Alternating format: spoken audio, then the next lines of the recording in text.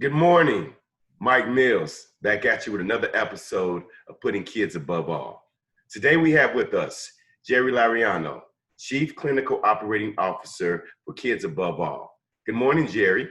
Good morning, Mike. How are you? I'm well. How are you? I'm good. It's so great to see you. Good to see you. Jeri, can you give us a quick overview about the Camp Sheilah program and the kids and families involved? Absolutely. Camp Sheilah has been around for 10 years. It was founded by the Doyle family and named after their mother, Sheilah. Sheilah was a victim of homicide, and the Doyle family lost her when they were young. And as they became adults, they decided that they wanted to do something in her honor, as well as to help other kids who were also grieving the loss of a loved one. So Camp Sheilah was created, and it is a weekend overnight camp where kids can come who are grieving the loss of a loved one to homicide. The camp is for 7-year-olds up to 17, 18-year-olds. They can be seniors in high school. So tell us what happens at camp. Camp is just like any other overnight camp where there are campfires, sports activities, arts and craft, you name it. But the other part that is really interesting is the camp also offers other activities where the kids can have challenges and they learn new skills for dealing with their grief and other life events. In addition, we also offer 4 journey circles, and the journey circles are a time where the kids are in small groups and they can talk about their grief and how they're adjusting to it, and they can be given some additional support. So you said the ages are from 7 to 18? Mm-hmm. So what happens after they turn 18? After the camper has graduated high school, they are allowed to come back and be what's called a camp alumni.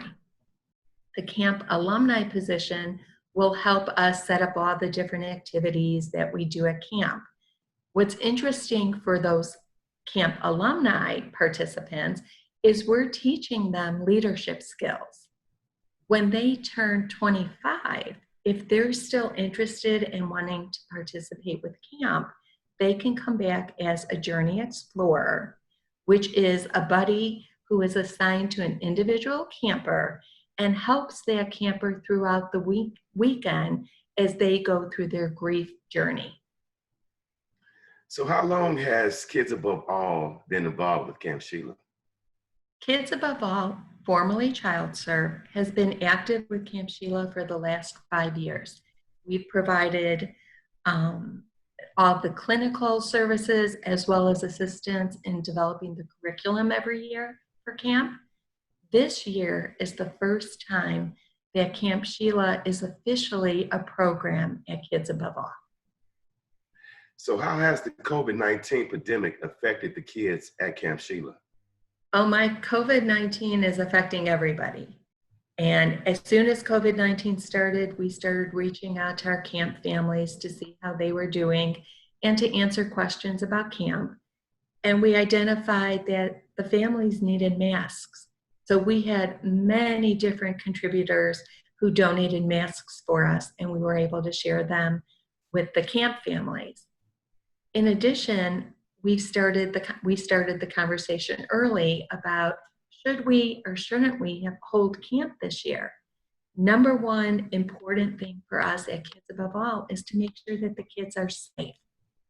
And it was a very difficult decision that we finally had to make a decision, like most other overnight camps, that we cannot do Camp Sheilah the way we usually do it as an overnight camp.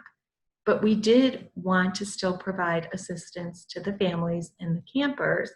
So for the very first time, we are putting together a virtual Camp Sheilah for this year. So what is a virtual camp going to look like this year? That is a great question, Mike. We are still putting it together, but right now, what it looks like is on Friday night, we are for the first time going to have the campers and the families participate in all the activities Friday night.